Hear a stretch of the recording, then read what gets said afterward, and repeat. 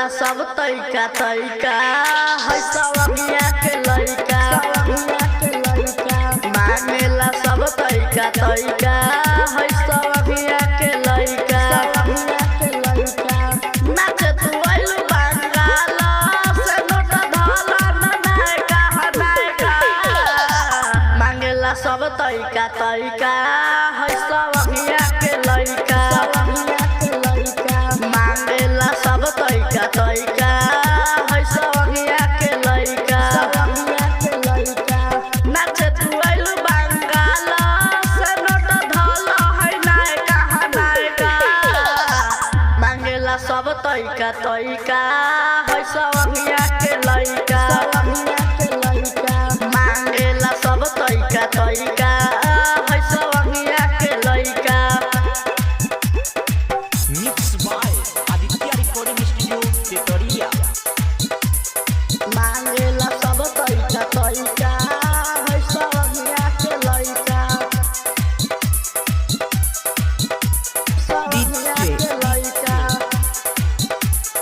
मनीष सवगिया के लइका बारू सबका से हेबी बाका बानाए बेबी तोहर ओठवा लागेला जैसे गरम जलेबी बारू सबका से हेबी बाका बानाए बेबी तोहर ओठवा लागेला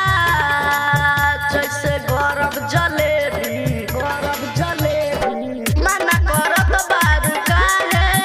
धर है बबी गई जाओ बबियो मांगेला सब तैका तैका है सवगिया के लइका मांगेला सब तैका तैका है सवगिया के लइका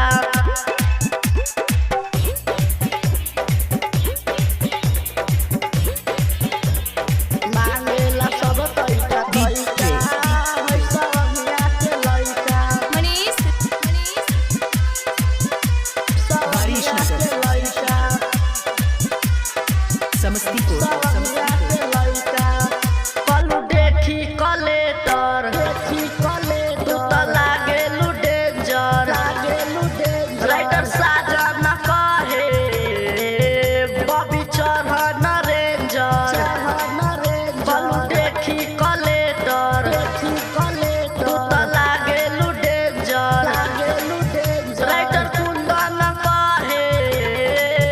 बबी चढ़न रेंजर चढ़तानी सटे डबा काहे कहतारू होइका रे होइका मांगेला सब तैका तैका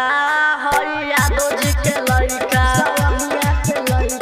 मांगेला सब तैका तैका पासवान भाई के लइका आदित्य रिकॉर्डिंग स्टूडियो तेतरिया।